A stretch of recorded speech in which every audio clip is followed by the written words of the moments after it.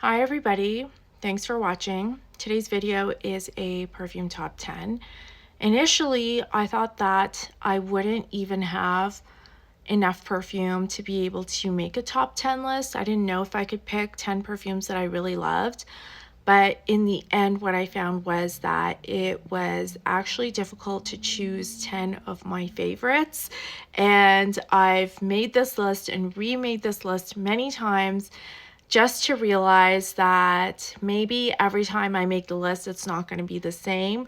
And really, my top 5 will always stay the same probably, or are very top of mind to me. But then my last 5 are kind of ones that I could swap out with other scents depending on the day or depending on what I'm in the mood for or what I think my collection needs to represent at any moment in time. And I think it's important to remember that, because sometimes I really like things and then I don't like them, but then I like them again another day. And so I just need to remember that for myself when I get in the mood of clearing stuff out, and maybe I should just hold on to it for a little bit longer and see how I feel about it on another day.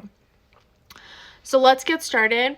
Number 1 is Coromandel, and anyone that knows me will not be surprised at that choice because it is consistently on my list for pretty much everything. And if anybody asks me what my favorite perfume of all time is, I always say that it's Coromandel. So this is really such a classy perfume. It is for the person that is always dressed up. This person is never in sweatpants. They're good huggers, great with handshakes. The only kind of therapy they really do is retail therapy. They always have a nice handbag or a nice backpack.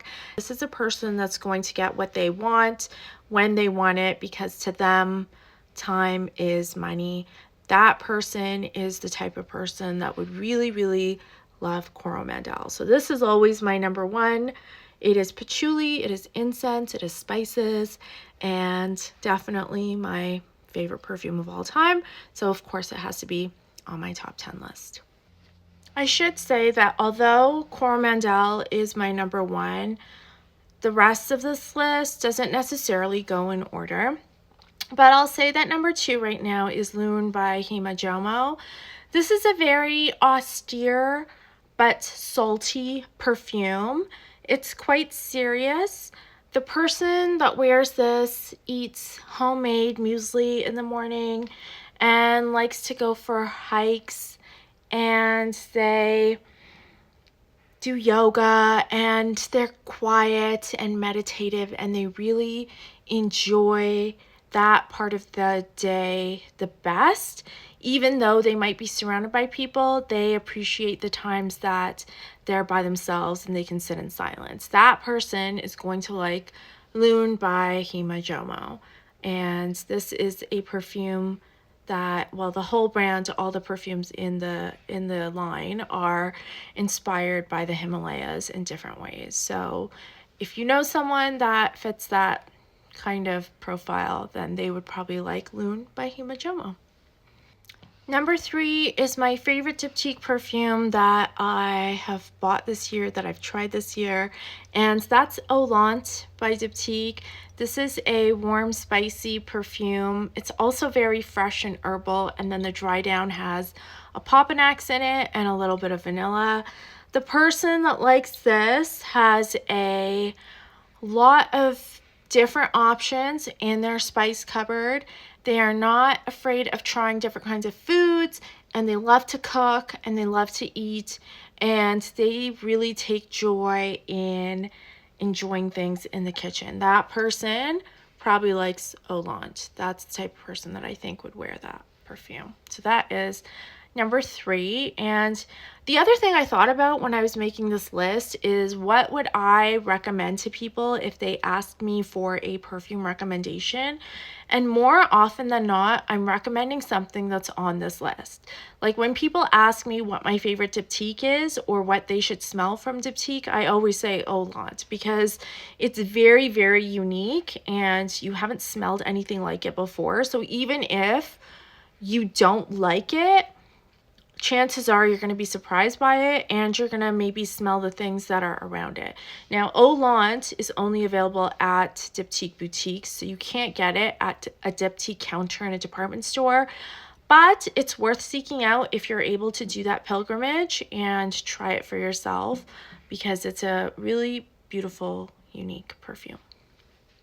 Last year when I made my Perfumes for Life video, someone asked me why I didn't have a Guerlain perfume on my list, even though I had reviewed many Guerlain perfumes, and I said I love them. For example, I still have many versions of Fleur Bleue, and I like that perfume still. And same with Shalimar. I have many different bottles of Shalimar, and I do enjoy wearing it. But if I had to make a top 10 list, and if I had to narrow down my collection to 10 perfumes, the one that I would keep is Bois d'Harmonie by Guerlain. And this is a silky, smooth benzoin perfume. It's very, very refined. I really haven't smelled anything else like it. I think the person that wears Bois d'Harmonie is probably someone that likes to wear a Burberry trench coat, and they have a matching hat, and they like doing a crossword puzzle on the weekend, and they're a little bit more serious. But Bois d'Harmonie, because of its sweetness and its simplicity, is kind of how they express their more warm, joyful side. So that is Bois d'Harmonie. The next bottle on my list might surprise you, but it really is one of my favorite perfumes that I just throw on without ever thinking about it. If I'm ever in a bind, I know it's going to smell good, it's not going to be offensive, and I'm really going to be happy with what I chose. So for that reason, I kind of leave this bottle out all the time, whereas the other ones I'll kind of rotate out depending on, you know, what I feel like wearing in the season. That perfume is Meharees by L'Herbolario. This is a cheapie, and people will say that this smells a lot like Musk Ravageur. And you know what? I do have Musk Ravageur. I'll say that Maharish smells a little bit more simplistic, because it really is just a lemon, cinnamon, sugar, and that's it. It does smell a little bit thin. It does have like a cheap element to it, but once I kind of can tune that out, and once that dissipates, the final impact of Meharees is just that it's a very, very happy perfume. And I think the person that wears this is light, easygoing, really funny. They're able to get along with a lot of different kinds of people.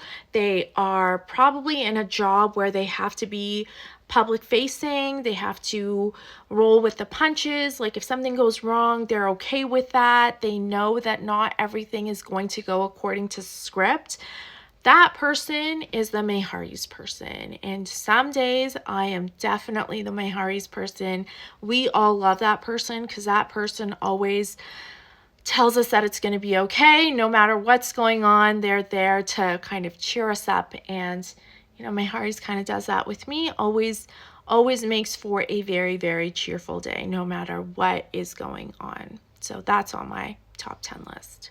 The next perfume on my list is Nightclubbing by Celine, and it is no secret that I absolutely love this perfume. It's very powdery, and I love powdery perfumes.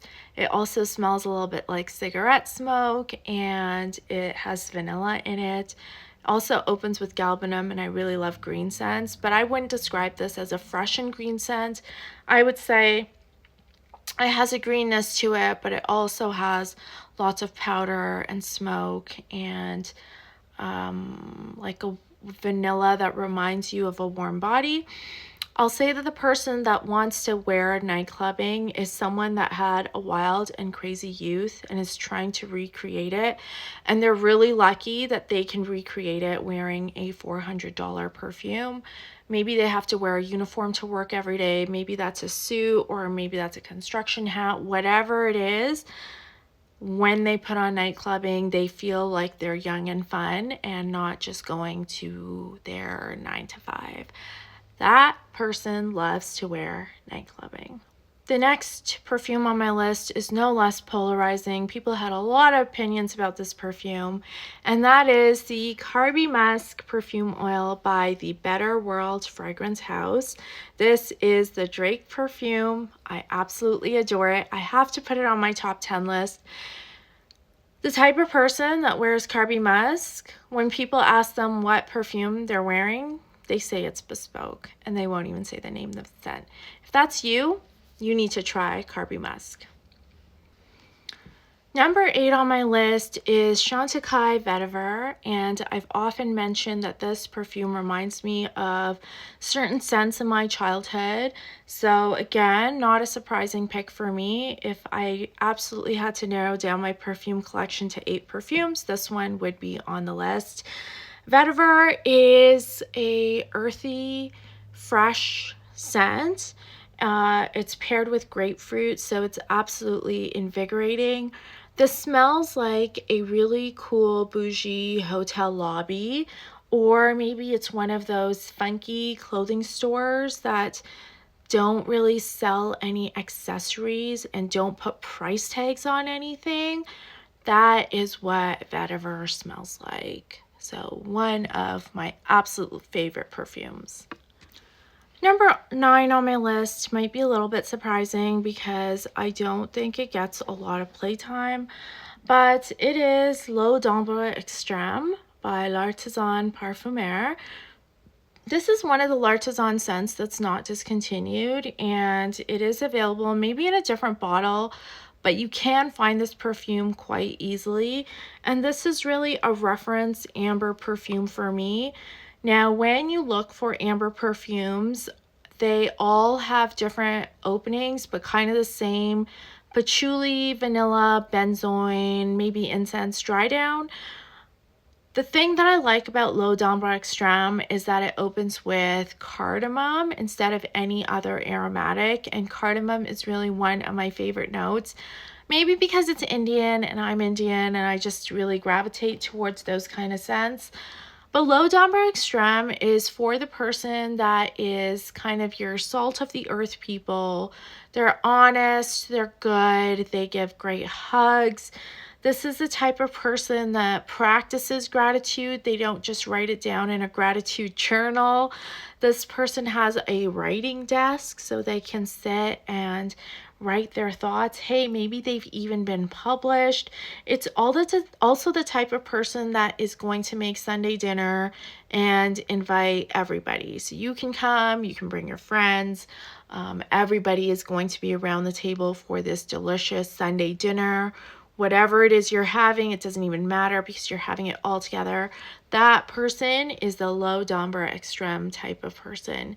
It's such a great amber perfume, and just cozy and sweet and warm, like the heart of the person that loves to wear it.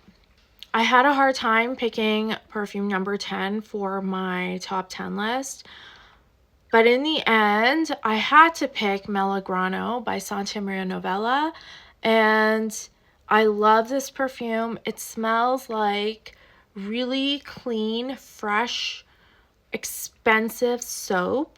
And I don't normally like clean scents. I don't normally like soapy perfumes. A lot of them smell very basic or just smell exactly like Tide. And that's not really a scent that I gravitate towards. But Melograno also smells expensive. And I think that's what I really, really like about it. The person that wears Melograno is very orderly and neat and tidy. And not that they're cold and unapproachable. You can approach them, but you know, they are organized and put together, and they like to smell fresh and clean. And that person would like Melograno. That is the Melograno person. So that is number 10 on my list. I have many days where I am absolutely a Melograno person, and really a little bit of me is in all of these characters and all of these perfumes, and that's why they're all on my top 10 list. Thanks for watching. Let me know what you think of some of these if you have them. Let me know if you're surprised that I didn't mention a perfume, because the last time someone was surprised that I didn't mention a Guerlain perfume. But I did mention a Guerlain perfume this time. And really, Bois d'Harmonie was top of mind for me. It was on my wish list for such a long time. And I was, you know, really enjoying it when I did get it. And now that I've spent some time with it, I really think that it's going to stay in my collection because it's just such a easy perfume to wear. And probably all of these will continue to stay on my collection. And yeah, I don't know when I'll do another top 10, but that's it from me this time. Thanks so much for watching. I'll see you later. Bye.